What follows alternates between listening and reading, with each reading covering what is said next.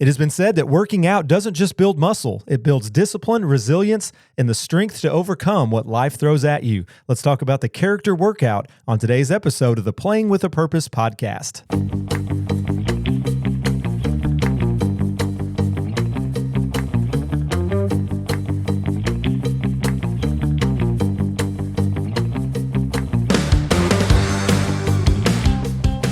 All right, welcome to the Playing with a Purpose podcast, where we explore topics related to the moral development of collegiate athletes and young people as it relates to character, responsibility, and purpose. I'm your host, Matt Barker, and today I'm excited to have Freed-Hardeman Assistant Professor of Kinesiology and a Certified Personal Fitness Trainer, Mr. Maurice Williams, with me on today's episode. Maurice, welcome to the program. Hey, appreciate it, man. Thanks for having me. Looking forward to it. Yeah, excited to have you on. And this topic that we're talking about today, I thought of you first. I was like, I've never had you on the podcast, wanted to have you on, and I thought this would be a perfect topic to discuss based on your work experience and different things that you've done throughout your career. The episode is called The Character Workout, Developing Physical, Mental, and Moral Strength. So we're talking a lot about not only the physical aspects of working out, but how that can contribute as well to moral characteristics, things that we talk a lot about on this podcast. So excited to have you on. Before we get started, tell us a little bit about yourself, some background information about yourself for our listeners that might not know who you are. Sure. So, again, my name is Maurice Williams. I am a professor here at Freed-Hardeman University, assistant professor of kinesiology. Just a little bit of my education. I went to a university called Elon. It was Elon College at that time, but since changed to Elon University, a bachelor's degree in exercise science. And then I went on to Ohio University, got my master's degree in exercise physiology. And currently I am working on my doctorate here at Freed-Hardeman in behavioral health. Work experience, a professor right now, that's my full-time thing, but I also do some personal training and some fitness education on the side. Doing that for a while, worked in the gym, had my own personal training studio when I used to live in Washington, D.C. before I lived here. A little bit about leadership. I've been in leadership positions for a good little while. That started when I was at Elon. One of the great things about Elon is they allow students to, at other universities, they have certain positions, but at Elon, they allow students to lead those positions. So at an early age, I would have been the equivalent to like a fitness director at a large university when I was at Elon. And I've just had other various leadership positions throughout my time so far. So yeah, that's a little bit about married, 4 kids, 2 kids in college, and 2 kids we still homeschool. So yeah, that's awesome. Well, so one of the questions I wanted to ask you before we get started, you kind of touched on a little bit here, but kind of what made you want to get into the career that you're in? It sounds like some of those opportunities you had in college kind of led you to maybe it's something you really enjoyed and you end up wanting to pursue that a little more. Is that kind of right? Yeah. So interesting you asked that. I always tell this story. When I was in high school, I played sports, had an interest in the body. My brain, I guess, is more on the science side of things. Yeah. But what particularly got me interested in fitness and kinesiology was we had one of my best buddies. We were both football players. There was a girl who had knee issues, and her knee would kind of lock up on her, for lack of a better term. Yeah.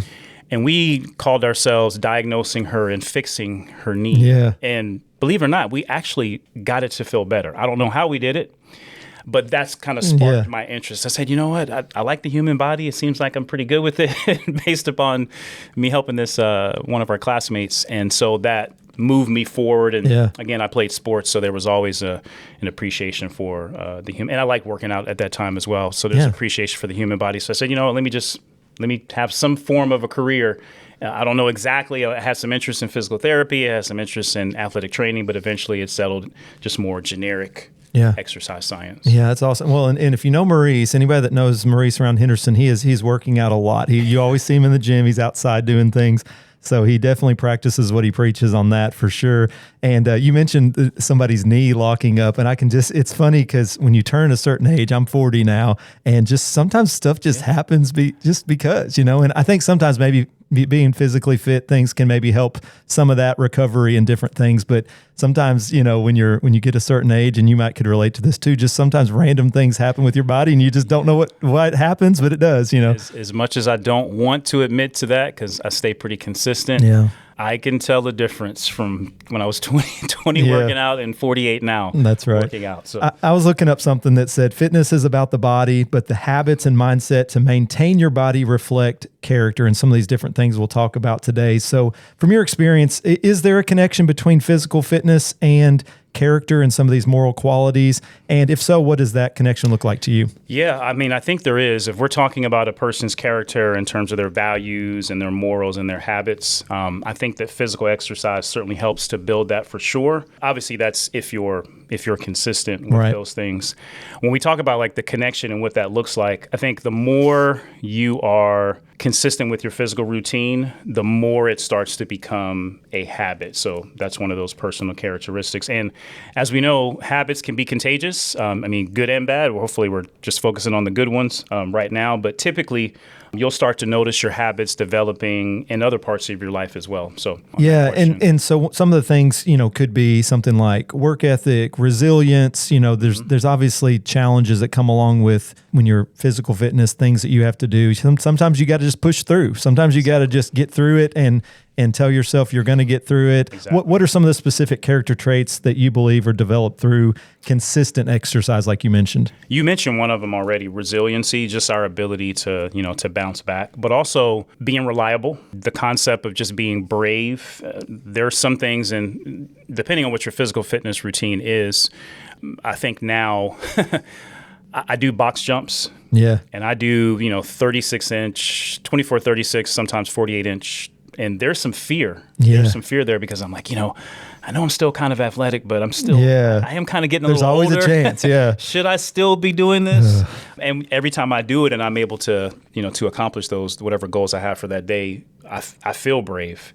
Optimism, discipline, self-awareness, those are some other character traits that I think about. Yeah. What about small group as far as interacting with others? I know like a lot of times when I'm going by the gym, you see there's sometimes one person working out, but a lot of times it's a team. Maybe it's a Freed-Hardeman team working out. How much is that camaraderie kind of as well, working with others? A lot of times you have to have that support from others when you're lifting weights or whatever it is. How much of that small group aspect comes into play with physical fitness as well? Oh, I think that's huge. It's funny that you mentioned that because I can tell the difference when the semester starts back up again. I'm usually in there with the basketball team. Yeah. And I can tell the difference when they're in there and I'm working out with them and then they're not in there and I'm working out by myself. Yeah. It's like almost like I don't want to say a 360. It's like a 180 change Right. in terms of like, I'm going to work out. I'm going to get my workout done. Yeah. But my boost of energy and my desire, first of all, because they're motivating me. They're younger than me, but I'm doing a lot of the same things that they're able to do. Yeah. But the synergy that you get from working out with like-minded people, Yeah. trying to achieve, although our goals are different, we still have our specific goals. That helps a lot. Yeah. You've been doing this for a long time. We talked about over 23, close to 25 years, working with this. And if you include your time in college where you were kind of learning some of these things and kind of getting acclimated to a lot of these different things you do today, you've done this for quite a while. Can you share any personal story that comes to mind on your fitness journey that shaped your mindset, not just on like physical ability, but also maybe how it relates to some of those character qualities as well? I don't have a personal story simply because, and I don't want to toot my own horn, but I have been working out so consistently for so many years that I can't even think of any like personal stories where a workout led me to this. It's just it's so ingrained in my lifestyle and in my daily routine that I mean, in a positive way, it's almost like a drug for me. Right. I can go without it, but I can't go long periods without it. So I think one of the advantages of that is, even though I don't have a personal story, I've been doing it for so long that it's just a part of who I am. It's like brushing my teeth for me. I can't go so many days without even doing that. But those are it's again hard for me to go throughout my day without having some sort of structure, some sort of discipline. Yeah. And being consistent with my physical fitness has helped with that. Yeah. If anything, that's an encouragement to anybody else that maybe isn't as consistent, that this can become a part of your life. If someone that's not really great about doing this, people like you, other people that they consistently see in the gym, working out, trying to improve their body and everything else that goes along with that, that's got to be an encouragement to other people as well, that they can also develop those same habits where it does become a routine and a part of your life. And it's something that you can consistently do to make sure that that is happening. So I like that a lot. Why do you think overcoming physical challenges in a workout, we talked about how it's not always easy when you go in there. Sometimes you don't always have, like you said, the confidence that should I still be doing this? I'm getting a little bit, where maybe I shouldn't be doing this, but pushing through those physical challenges, how does that translate to mental toughness in life? We think about a sports team, for example, if they can get through some of those workouts, those tough workouts that their coaches, that you put them through, whatever it is, then there's obviously some times throughout the season that they're going to have to push through as well. So how does some of those physical challenges in a workout translate to mental toughness in life or in their individual sport? Sure. I like to say that using your you can use your physical fitness as a training ground for the real world. I don't know what everybody does for their physical fitness, but there are a couple things that I do. I usually lift weights, I play basketball, I do yoga, and then I run. Yeah. I don't do all those things every day. Some days I do certain things and some days I do other things. But if we're taking, for example, if I'm lifting weights, typically traditional heavy lifting would be something like a squat or a deadlift. Or if I'm outside running and one thing I'm working on now is trying to get my mile to be under 8 minutes. I'm like a little over 8 minutes, trying to get it under that 8 minutes. But just something like that, pushing through on a faster time builds grit and confidence that you can do hard things. I can't explain the feeling of if you're trying to break an 8 minute mile and I haven't done it yet. But once I noticed I was that close enough to it, I said, oh man, I can do this.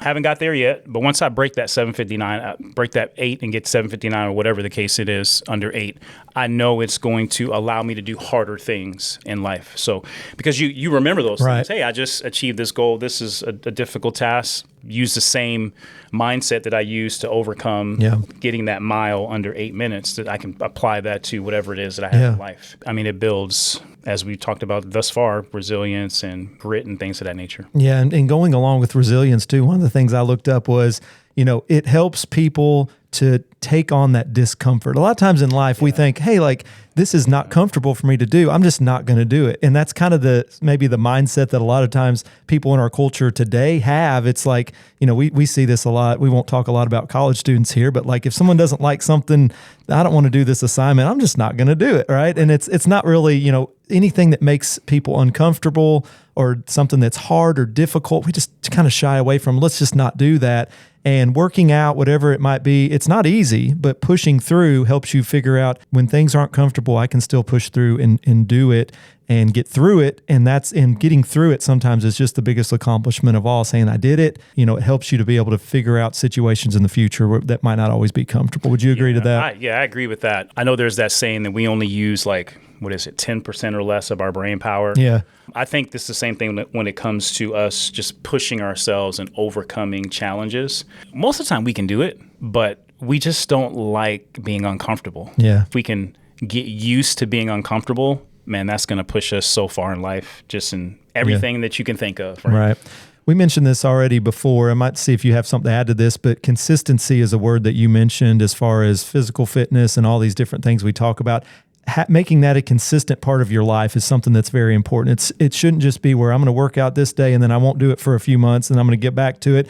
Consistency is one of those things that helps you develop those character traits. It helps you develop that mindset, mental toughness. Doing it just once every couple months isn't going to develop those character qualities as much as if you're doing it consistently. So what role do you see consistency playing in building that integrity, self-discipline, mental toughness, all those things that we mentioned? It's key. It's key. If you don't have the consistency, it's like you're just starting all over again. You're not allowing yourself to get over the hump. Right. In order for you to get over the hump, it's going to be hard in the beginning. This is for people who are just like, I'm thinking about starting. I don't quite know how to start, where I should start. Once you get over that hump and to start to feel changes and you notice changes, people say, hey, you look different.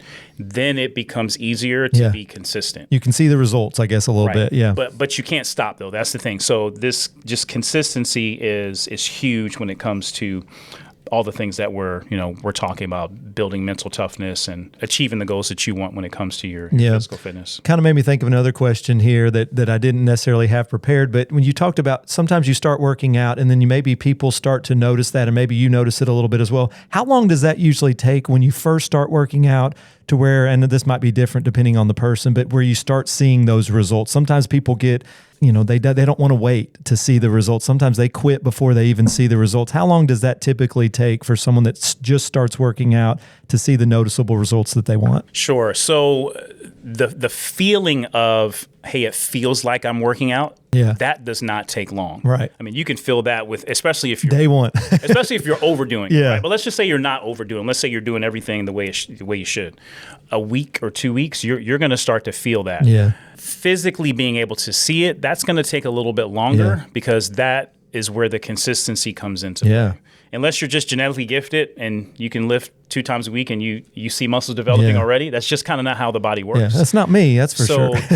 I usually tell my clients when I'm working with personal training clients, depending on their goals, those who have large weight loss goals, I tell them 6 months. Yeah. Because it's not that it's going to take 6 months, but it's just life gets in the way. Right. If you just have general fitness goals, I usually will tell people 90 days. Give yourself at least 90 days to start seeing those results. And then people will probably see them.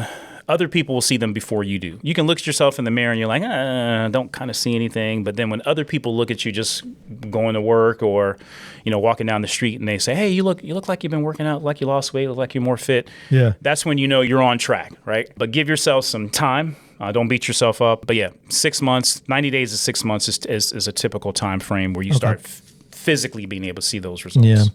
Let's talk about some misconceptions that people sometimes have about fitness being just physical. A lot of times, you might have some goals in mind that you want to do. We don't always think about some of these other things that go along with it as far as some of these character qualities that we can develop. So what are maybe some misconceptions that people have about fitness just being physical? I think the misconceptions come from what we in the fitness industry call gym science. And that is that just a little brief history on how fitness evolved. The people who originally started going to the gyms were either athletes working on the Olympics, getting ready for the Olympics, and then bodybuilders, people who were trying to look a certain way. Right. So some people still think that those are the only 2 people that really need to work out. Right? Yeah. And it's more of you're either working out because it's going to physically give you an advantage on the field or on the court, or it is going to allow you to grow muscle so that you can win a competition. Right. It's like part of your job, I guess, people that have that as part of their job. Yeah. And if I don't have those goals, well, then I don't really need to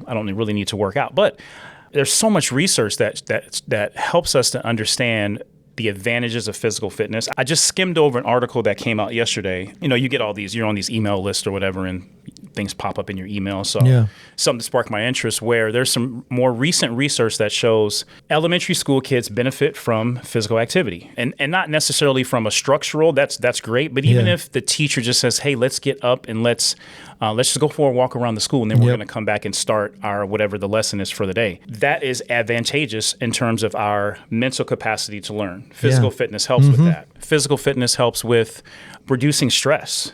Physical fitness helps with warding off diseases, metabolic diseases. One of the ones that immediately comes to mind is something like osteoporosis. If you don't know what osteoporosis is, it is a disease of the bones where you basically start to lose the formation, your bones start to become brittle, things of that nature. Well, if you're doing the proper physical fitness, which would be weight training in this case, and applying load to your body, then you can help to ward that off. Yeah. So if for nothing else, if you don't care about the athletic part of it, if you don't care about how it makes you look, at least focus on what it does for your body internally. Yeah. It's interesting you talk about, too, how important physical activity is in education. My wife is a kindergarten teacher, and she mentions this to me probably every day. It's like if it's something's going on, they're really not learning the way they need to before lunch, and then after lunch they're able to go outside, play a little bit, get up, move around, they come back, and the next part of the day is so much better. It's this idea of getting up, moving around, getting physically active in some way helps them, their minds, to be ready to learn. And I don't know exactly how that works, like you talked about the science, but there is definitely a physical component to your ability to learn and things like that. So it's very interesting, sometimes the way that our minds work as far as the way our physical bodies are working as well. And speaking of that, we talked a little bit before the podcast about some of the research you're doing for your dissertation, for your Doctor of Behavioral Health here at Freed-Hardeman. And this kind of goes a little bit more with the mental health side of how physical activity can help with some of the mental health, depression, and things like that. So we talked about how physical training can help resilience and stress. Maybe let's talk about a little bit about mental health, some of the research you've done, how that physical fitness can improve some of those mental health aspects as well. It's still unknown as to the exact science behind. I don't want to delve into that because I'll probably I'll probably bore you guys when I start mentioning serotonin and all these other chemical reactions and things of that nature. So there's the verdict is still out as to how that it helps. But the fact that when you exercise, most people when they have mental health issues, there is a feeling of I'm not like myself. Right? They're down, they're out. In and of exercise, in and of itself, because when you exercise, your body releases endorphins. And those are feel-good endorphins. Even if it's just temporary, you feel better. And you can say you're temporarily out of your depression. If you're taking medicine as well and you're exercising, then that's kind of a double advantage than if you're just doing one of the other. So the fact that there's research out there as to physical cardiovascular exercise, not as much on the weight training part. That's why my focus is going to be more so on the weight training portion. But the research that is out there does show that it is helping people overcome their mental health challenges, especially for those individuals who, for whatever reason, don't trust mental health professionals, or they just don't really care for the medicine, maybe because of side effects. So. Absolutely. It's very interesting research, and you'll be adding more to that. So once you're done, you'll be adding to some of those things that we will have some more information about through your research at Freed-Hardeman, which will be a really good thing. So kind of wrapping up here, the last two questions I wanted to kind of give some practical steps, I guess, to leave our listeners with for these last couple here. How can someone intentionally use their workouts and physical fitness routines, things like that, for personal reflection or mental growth, like we just talked about, not just looking at the physical side of it and the physical gains that they're getting from it? So I would say to this question, use that as your personal time. If you're married and you have a family, or even if you're just married and maybe you don't have kids yet, your personal time is probably limited. It's not as much as you had when you were single. So take advantage of using part of your personal time. Use it for fitness. The other thing that I say is, if as you're doing that, instead of maybe a lot of people listen to music while they're working out. Maybe not every time, but sometimes instead of doing that, listen to a sermon, listen to a podcast on something that will allow you to improve your life. Maybe it's some growth tactics or anything along those lines. I've even seen some Christians here locally in Henderson daily walking in the morning, but like when I say hi to them and I'll say, hey, I can tell they're like talking to themselves. And they're not talking to themselves. They're actually memorizing scripture. Right. So you can take advantage of exercise and maybe what's the word that people use? Make your time work for you. While you're getting the physical aspect of it, you can be memorizing a sermon, working on your, maybe you have a delivery, a speech or something to deliver to your employees that day. You can focus on that as well while you're doing that. So use it as your personal time to not only work on your physical aspect, but improve your mental and I'm sure there's so much less distractions when you're out walking as opposed to when, like, if you do have kids at the house trying to think through something, you got, kids in the background, you're not able to really clearly think through some of those things. So that's got to be a good time, to have that personal reflection when there's a lot less noise. So the kind of wrapping up here, what advice would you give to someone who struggles with sticking to a fitness routine? We talked about consistency is key. So someone that maybe struggles with that consistency aspect, what advice would you give to someone that wants to develop that fitness routine and wants to grow in character as well? Yeah, with us being in this, internet age, you type it in and it can be to your house in 24 hours or less type of environments. A lot of people take that and they apply it to fitness too. So what I've noticed is people who are just starting out, or maybe they're not seeing the results and they want to change to something else, they try to do everything all at once. Yeah. So I'm going to lift weights 5 days a week. I'm going to run 5 days a week. I'm going to I'm going to throw everything away in my cupboards and in my cabinet. I'm going to go out and buy all these healthy foods. I'm just going to do all of it at the same time. That, friends, is a recipe for disaster. So I usually tell people, you got to start slow. Pick one or two things that you know you can do consistently for, let's say, week 1. I'm going to do this once or twice a week. Right. I'm going to go for a walk, and I'm going to work on nutrition-wise. I'm going to work on drinking more water. Yeah. Right. Even if it's just a cup more, 2 cups more. And then the next week, once you've achieved that, okay, now I'm going to go 3 days a week, and I'm going to add in 15 minutes of weight training. I'm going to, now that I've gotten my water somewhat under control, I'm actually going to start keeping track of my water. Yeah. And then the 3rd week and the 4th week, you're just adding 1 or 2 things on that you've already been doing, but you're just increasing it. Eventually, within, again, going back to the 90 days to 6 months, you've built all these habits that you've slowly brought into place. It hasn't overwhelmed you. Yeah. And you can consistently do those things over time. Yeah. So that's my advice to individuals who are starting out. If you're like, I don't know where to start, first of all, get a physical. Make sure you're good to go when it comes to your physical fitness. We don't want you going out and having a heart attack or anything like that.